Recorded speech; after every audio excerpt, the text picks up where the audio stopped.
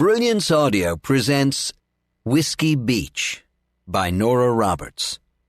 Performed by Peter Burkrot. Through the chilly curtain of sleet, in the intermittent wash of the great light on the jutting cliff to the south, the massive silhouette of Bluff House loomed over Whiskey Beach. It faced the cold, turbulent Atlantic like a challenge. I will last as long as you. Standing 3 sturdy and indulgent stories above the rough and rugged coast, it watched the roll and slap of waves through the dark eyes of windows, as it had, in one incarnation or another, for more than 3 centuries.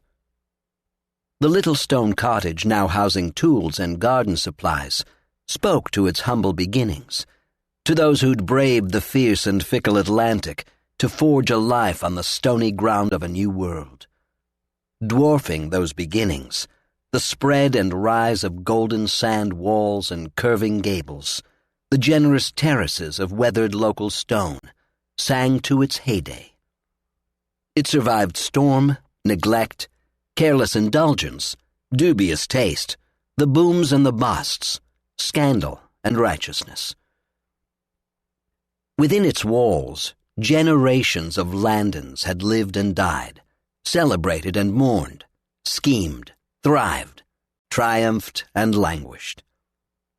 It had shone as bright as the great light that swept the water off Massachusetts' rocky and glorious North Shore. And it had huddled, shuttered in the dark. It had stood long, so long now it simply was Bluff House, reigning above the sea, the sand, the village of Whiskey Beach. For Eli Landon, it was the only place left to go. Not a refuge as much as an escape from everything his life had become over the past 11 horrible months. He barely recognized himself. The 2.5-hour drive up from Boston, over slick roads, left him exhausted. But then, he admitted, fatigue cozied up to him like a lover most days.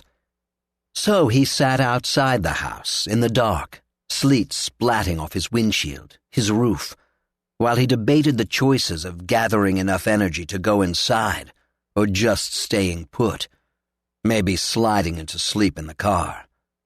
Stupid, he thought. Of course he wouldn't just sit there and sleep in the car, when the house, with perfectly good beds to choose from, stood only a few feet away. But neither could he drum up the enthusiasm for hauling his suitcases out of the trunk. Instead, he grabbed the 2 small bags on the seat beside him, one's holding his laptop and a few essentials.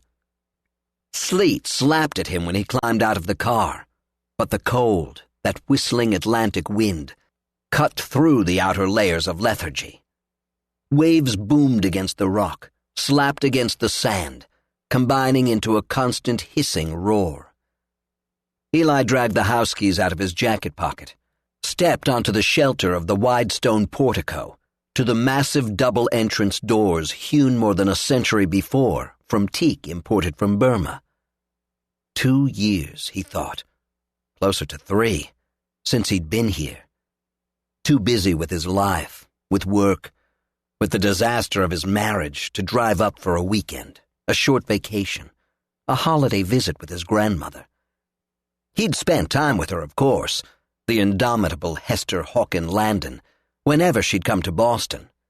He'd called her regularly, emailed, Facebooked, and Skyped.